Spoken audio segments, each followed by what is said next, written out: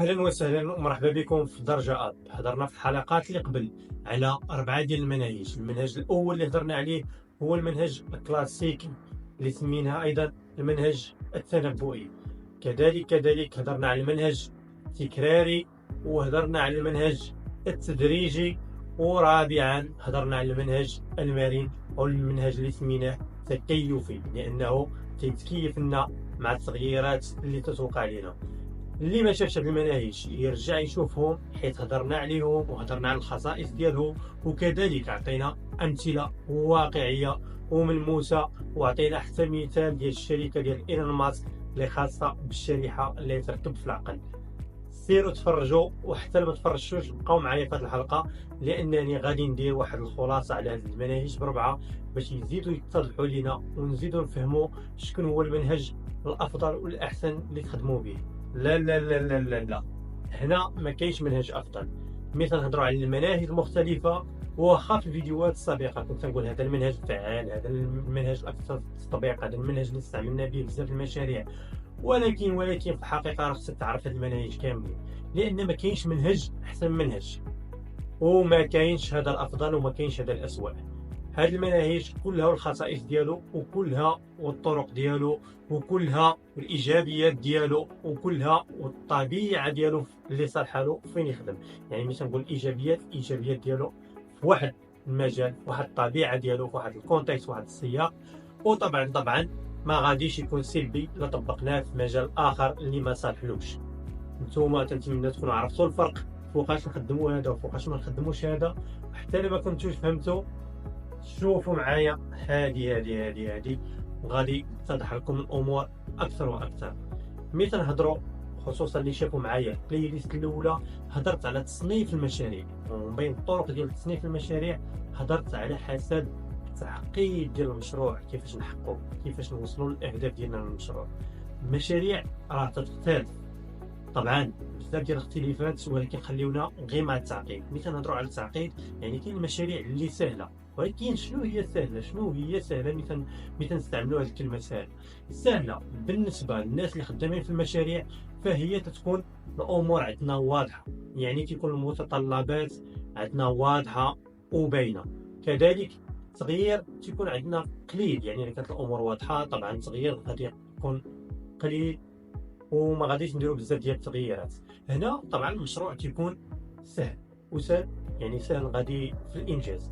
من بعد تندوزو تنطلعوا شويه دوغري، تنطلعوا شويه الدرجات، وتنوصلوا ملي تيكون عندنا تغييرات وملي تكون عندنا المتطلبات ما واضحاش شويه، تيكون عندنا شويه ديال الغموض.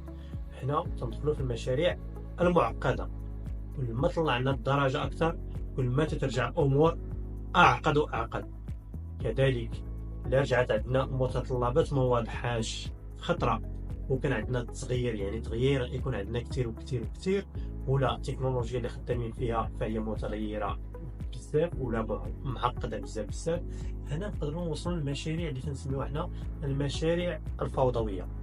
هادشي علاش عندنا في الاول المشاريع السهله تنطبقوهم بالبريديكتيف، تنطبقوهم بالمنهج الكلاسيكي التنبؤي، من بعد منه تنطبقوا المنهج التكيفي. ملي تيكون عندنا مشاريع معقده، مثلا نهضر على التكيفي، فهو تيجمع لنا بجوج، تيجمع لنا التكراري وتيجمع لنا حتى التدريجي، لانه هو يقدر في كل درجه يعطينا قيمه مضافه.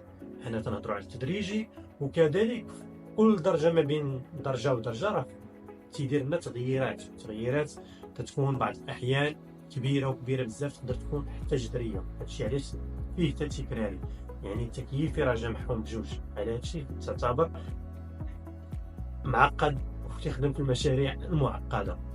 الفوضوي نهضروا عليه من بعد، نقدروا حتى بهذا النوع ديال المنهج التكييفي يخدم لنا، حيت فيه بزاف ديال الطرق. هادشي دابا نهضروا عليه من بعد ونهضروا عليه بالتفاصيل، وبقاو معنا ديما باش تعرفوا الجديد. وكذلك بغيت نزيدكم هذه المعلومه هذه، شوف معايا عاوتاني هنا تيتضحوا لنا 4 ديال المناهج، وهاد 4 المناهج كل وحده في جنب. علاش؟ لاننا عندنا في واحد المنحى درجات تغيير نفس الطريقه بحال الاول، وكذلك عندنا هنا تسليم. ملي نهضروا على التسليم يعني واش نتسناو حتى المرحله الاخيره باش نسلموا المشروع ديالنا، ولا نقدروا نسلموه في كل درجه. هادشي اللي تعطينا الفرق. مثلا ملي كنشوفوا كلاسيكي فهو التسليم تيكون في الاخير، يعني الامور تكون موضحه، التسليم تيكون حتى لاخر مرحله. وكذلك التغيير تيكون قليل او منعدم. هنا تنكونوا في هاد لافاز الاولى. لا طلعنا في مجال ديال التسليم، يعني بقينا في كل درجه تنعطيو قيمه مضافه. نقدر المنتوج ديالنا يكون جزئي، يعني تنقدموا في هاد الدرجه واحد البورسونتاج، واحد النسبه مئويه من المشروع ديالنا، والدرجه الثانيه نقدموا واحد النسبه مئويه. تنبقاو هكا حتى تنكملوا المشروع في خطره. ولكن التسليم تيكون في كل درجه. هنا تنهضروا على الانكريمنتال، هنا تنهضروا على التدريج، يعني هادشي سمينا تدريجي. في كل درجه تنعطيو قيمه مضافه.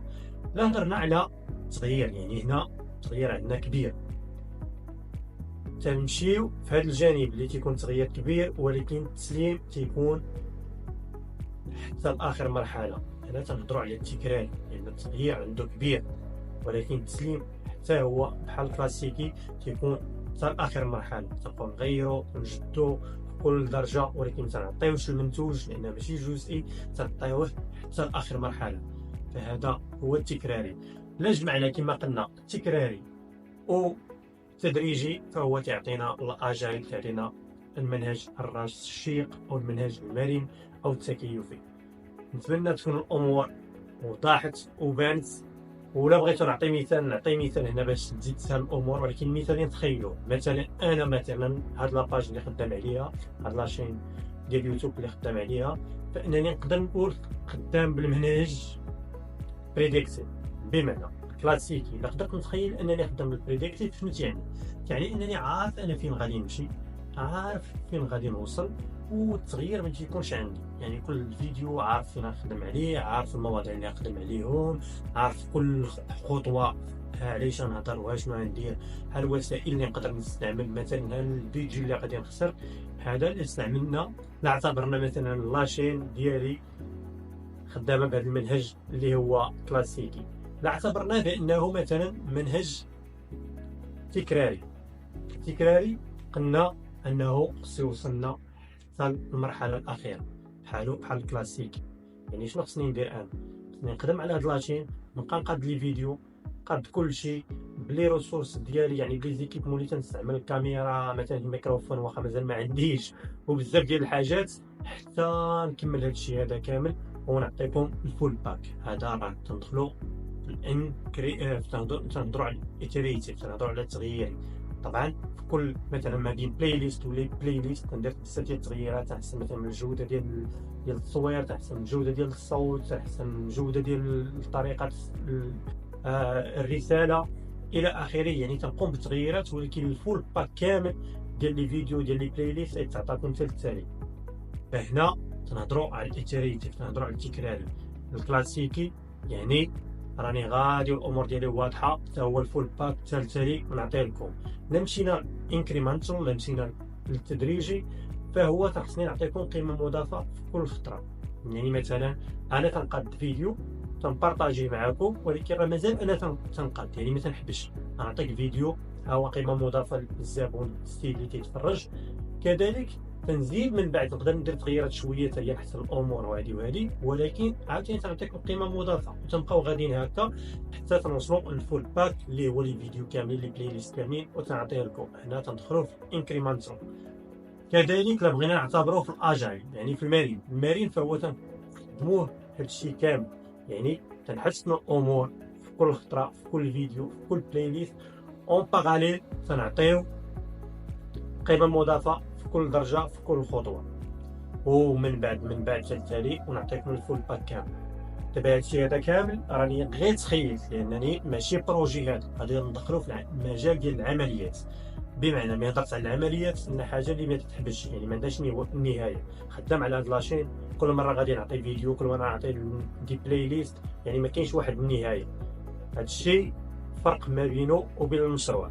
اللي ما شافش، اللي ما عارفش الفرق ما بين المشروع والعمليات، يرجع البلاي ليست الاولى، راني هضرت على الفرق باش يتعلم اكثر واكثر. وكذلك هضرت على تصنيف المشاريع وبزاف ديال الحاجات اخرى.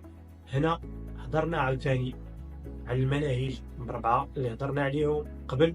كل حلقه راه عطينا امثله وعطينا الخصائص، نتمنى تكونوا شفتوهم. وهنا عطينا غير تعزيز باش اللي ما فهمش الامور قبل تزيد تتضح له الامور، لان هاد المناهج راه يقدروا يبانوا لك تيتشابهوا، ولكن راه ما تيتشابهوش. راه الفرق هو درجات، درجه في التغيير ولا درجه في التسليم، هذا هو الفرق. ومن بعد غادي نشوفوا شنو هي لاصالاد اللي تتجمع لنا هادشي كامل. والناس اللي خدامين في المشاريع وخدامين في الشركات اللي خدامين على المشاريع يقدروا يكونوا تيخدموا وعمرهم سمعوا المصطلحات، ولكن راه تيخدموا بهم في التطبيق. وبزاف ديال الشركات اللي خدمت فيهم انا تيخدموا بهذا المجال اللي غادي، هذا المنهج اللي غادي نهضر عليه من بعد. بقاو معايا باش تطلعوا درجه ا في اداره المشاريع، وديروا لايك الا عجبكم هذا الشيء.